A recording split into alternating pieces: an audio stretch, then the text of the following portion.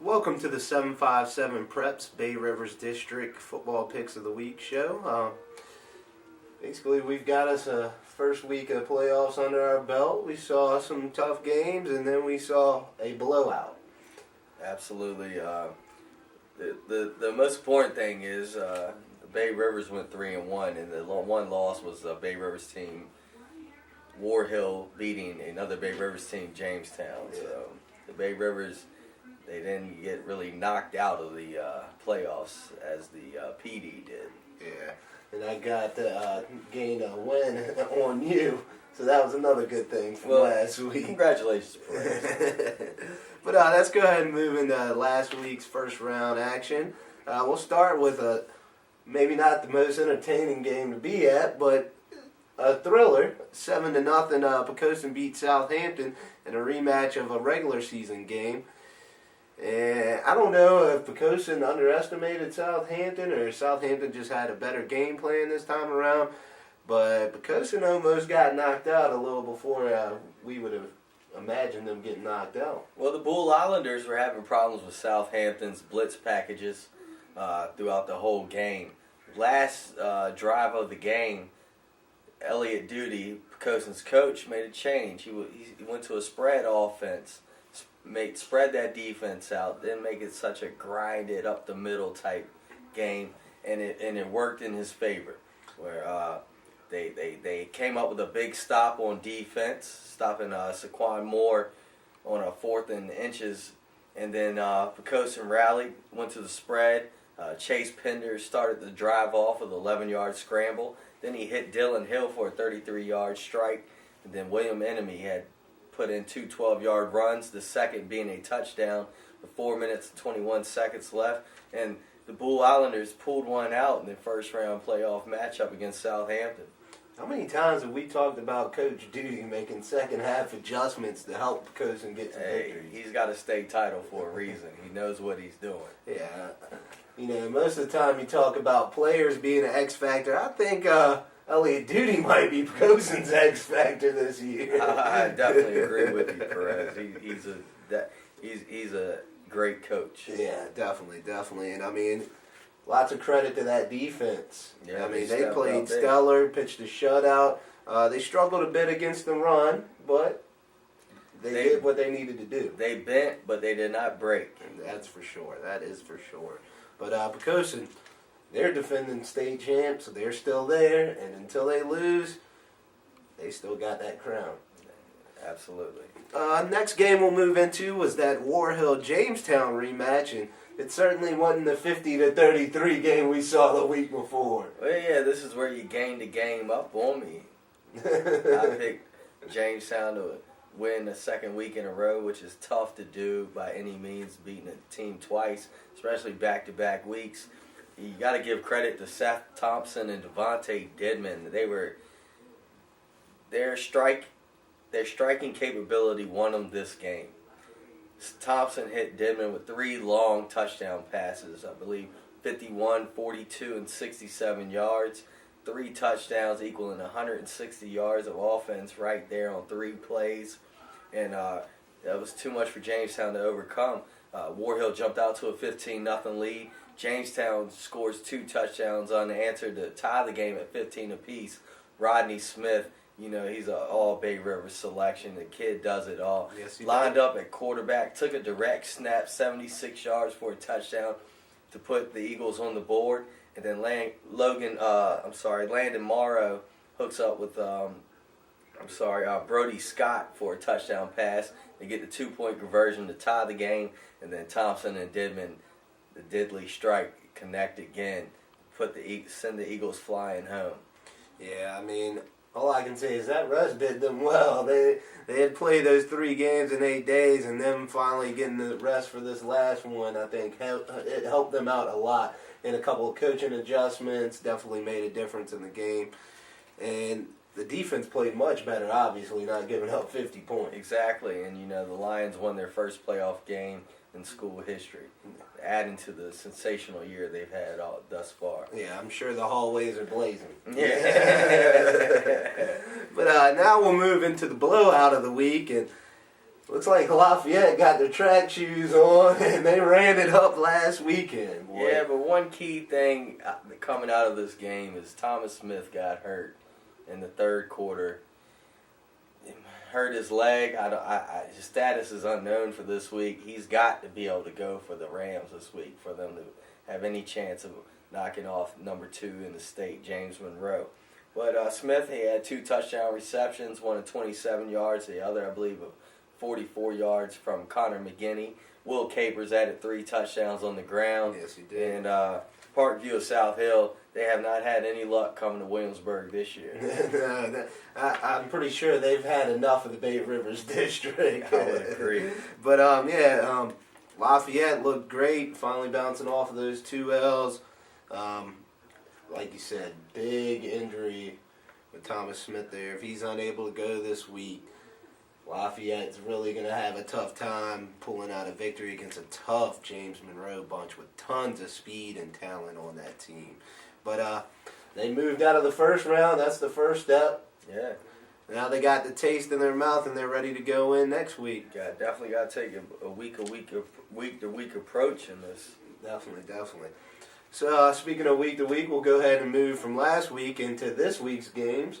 And we'll start out with the War Hill going against Courtland matchup, and Courtland finished second in the Battlefield District to perennial power James Monroe.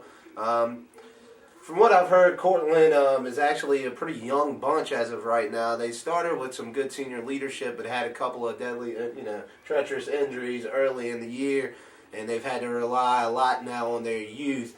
But from what I've seen, their defense is tough money. Defense is tough money, especially 4 weeks ago, they take a loss to James Monroe, 39-16. And how do they respond? They respond by going their next 2 weeks with 2 back-to-back shutouts. A 14-0 win over Eastern View, and then I believe they won 47-0. Against Spotsylvania. Yes. So, they bounced back. The defense is tough, and in this game, I got to go with Courtland. War Hill's got to take that long drive to Spotsylvania. That's going to take some out of them immediately. They're young. They don't have the playoff experience that Courtland has.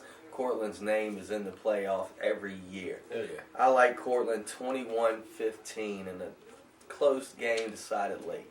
Yeah, I think Courtland's going to be too much for War Hill on this one. As you said, if they're young or not, they've got playoff experience because they've at least been on the sidelines. They're there every year, like you said. They're a tough bunch. They went through their aches and pains earlier in the year, got through that. Suffered a tough loss of James Monroe, who's, a phenomenal bunch. But other than that, they've played well. They're coming off 2 shutouts. I think they're going to be a little too much for War Hill. I'm picking Courtland on this one, 28-17. I think if War Hill has any chance in winning this, Dedman and Lipscomb, as they've been their horses all year, I think if they can manage to have a big game and that defense can step up like they did this past week against Jamestown, then War Hill may be able to sneak out a win. But they're going into a hostile environment. It's going to be a tough, long trip, like you said. I got to go with Courtland on this one, as much as I hate to. That'll move us into the next game, which tentatively is scheduled for Saturday night, I believe, at Bailey Field, because I think York has Bailey Friday night, and that's between Grafton. They'll be hosting Chancellor.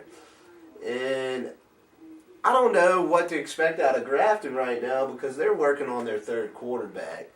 And, that's tough. You got to spread offense. And granted, their spread offense doesn't really, throw the ball 20, 30 times a game, but you still got to spread offense, and you still got to have a quarterback. Yeah, the Grafton's coming in with the third-string quarterback, P.J. Jackson. He's a sophomore. But, Jackson has some guys he can depend on the offensive side of the ball. First off, you got Dylan Bartels. The guy's got over 1,100 yards rushing this year. Oh, Mighty Mouse. Yeah, Mighty Mouse can do it. And then you got Marcus Spearman, Jesse Santiago, the big tight end, Dylan Stallings. He has weapons on the offensive side of the field, so I don't think too much pressure is going to be put on him. He's got others to rely on for that. But, you still got a sophomore third stringer. That's tough to overcome. Chancellor's a hungry bunch. But I like Grafton in this one, 13-10. Yeah, I think it will be a tough week for Grafton with the third string quarterback. But don't be surprised if you see maybe Grafton run a little bit of wildcat. Maybe sneak Santiago or Spearman in at quarterback and just do a couple direct snaps. So, just a couple of different plays, to help keep the offense a little unpredictable since, you do have that young quarterback coming in. You don't want to just hand it off every time. They already do have a nice, set of plays where they'll do like double handoffs and stuff like that. But I wouldn't be surprised if there's a little more trickery with them.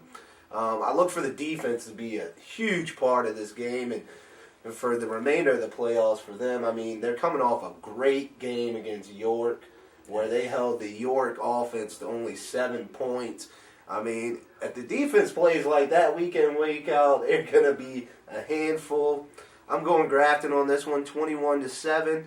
I think that defense does step up to the test. I think they carry them into the next round, and then we'll have to see how P.J. Jackson progresses from there.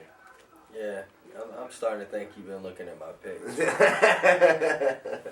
Oh, man. So now we'll go ahead and move into a all Bay Rivers District affair between Poquoson and York, which is, I guess, in my eyes, it's game of the week 1A, and then the James Monroe Lafayette's game of the week 1B, because both of these last two games we're going to talk about should be great matchups. Yeah, York Poquoson. Poquoson's coming off a tough win last week, and it makes me wonder how much did that game take out of them. They fought down to the very end. It wasn't a blowout win like some expected. I expected it. Myself as well. And York, they're fresh. They're coming off a week bye, but does this put some rust on their game? You haven't played. You take a week off. So this is an interesting matchup. You got to remember, last time these two teams faced off, Poquoson turned the ball over with 5 fumbles. And you cannot do that against the explosive York offense led by Player of the Year, Alex Johnston. And he has weapons at his disposal.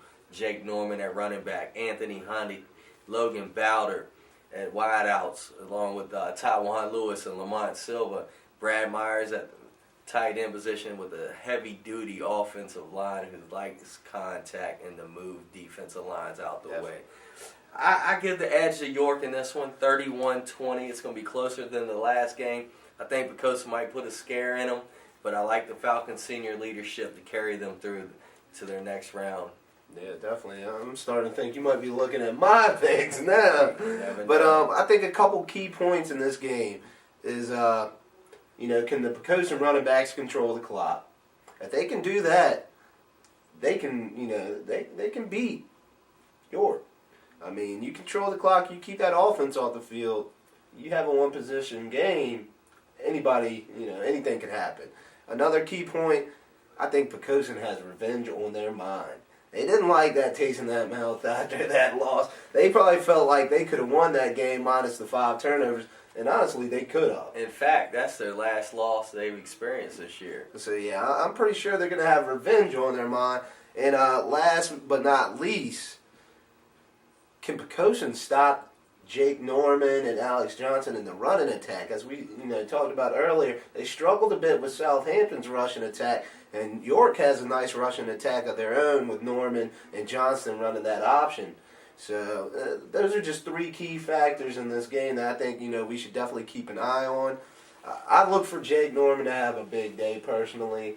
I think it might be the end of the reign for Poquoson. I'm picking York 31-21. So I added a point. They make the extra point. What can I say? But I'll let you slide with that. But yeah, I think it'll be a phenomenal game. I definitely think it'll be closer than the last one. I don't see Poquoson making 5 turnovers in this one. And Elliott Duty, like I said, he's the X factor. Watch out for some game-changing, play calls and whatnot out of him. But that'll bring us to our last game, which is a showdown of speed and athleticism, to say the least. Where you've got the high-flying Lafayette Rams and the super fast break offense of James Monroe. And all you can say about James Monroe is they are tough. They are a perennial playoff team. They have got weapons all over the field. I mean, they came down here at the beginning of the year and played Tab and let Tab hang around for one half, and then they just blew the shutters off of them in the second half. Yeah, this is going to be a shootout by all means. Both teams are very athletic, like you mentioned. You got Thomas Smith for Lafayette going to Virginia Tech. If this guy's healthy, he's a game breaker this week. James Monroe, they've struggled against the run, stopping the run. Andrew Junio went off against them, and I look for Will Capers to do the same. But this game, I think, Lafayette's got to travel to James Monroe. They got to make that 2-hour trip to Fredericksburg. That's going to take some gas out their sails. I like James Monroe 38-35 in a shootout. Yeah, I agree 100%. I think whoever's taking the over-under on this one's probably got it up near 70 because these offenses like to score. But I think if Lafayette wants to win this game, maybe they should try and keep the score down a little bit. Maybe they should, like you said, feed the ball to Capers, ball control. Because James Monroe literally has 3, 4, 5 guys that can take it to the house at any moment. I mean, they have unparalleled speed and athleticism that I don't think you see around here in the Bay Rivers too often. So I look for, I believe his name was Aldarius Brown from James Monroe. He is a playmaker. He's a senior leader. I look for him to have a solid game. But like I said, if Lafayette wants to win this one, control the ball, control the clock, keep their offense off the field because as Tab showed early in the year, you can run the ball on their defense. I believe they gave up 280 rushing yards to Tab. So you bring in the district's leading rusher in Capers, I think they could have some success with that. Another key point you made as well is Thomas Smith going to play. I mean, that's obviously huge on the offensive side of the ball, but in defense and special teams as well. I mean, he's a playmaker anytime he's on the field. And, I mean, he's got to be one of their top corners. And he's also, anytime he's on the field, he's a threat to make something happen. So that's key. I'm going with you, shootout. I think James Monroe just has a little too much. I'm going 35-28 to keep Monroe undefeated and unfortunately send the Rams home for the rest of the year. But hopefully it doesn't turn out that way. I wouldn't mind, getting to see some more Bay Rivers action, a little longer into the year. And hopefully one of the teams from the Bay Rivers can carry on Pecoson's reign if Pecoson doesn't themselves. Well, there is a slight chance next week we could be seeing Bay Rivers versus Bay Rivers in both Division 4 and Division 3 football, with War Hill taking on Grafton and Lafayette taking on York. And that would be exciting for us and the fans to see. Oh, definitely. I would not complain one bit, and I'm sure no one from around the area would either. But that's pretty much a wrap on the show. You got anything to add for this week, man? Just keep checking us out. Yes, sir. And there's plenty of ways you can do that. First of all, and first and foremost, check us out at 757preps.com. You can also check us out on YouTube at youtube.com/757preps. I do apologize, haven't had much video of the Bay Rivers lately, but we've had conflicting scheduling with a lot of the playoff games. We will have Bay Rivers video this weekend, whether it be, I believe we're doing York Pecoson. Correct. We'll be at York Pecoson. I promise. Lots of pictures, video, everything. I promise. You can also check us on Facebook.com/757preps. And last but not least, on Twitter at 757preps. We always stream the scores. So, hey, if we're not at your game, we're still going to have the score somehow, some way. It may not be to the millisecond, but we're going to have scores, at least try and get them to you quarterly. For Jason Kidd, I'm Perez Thomas. Look forward to a great weekend of football. You all have a good one.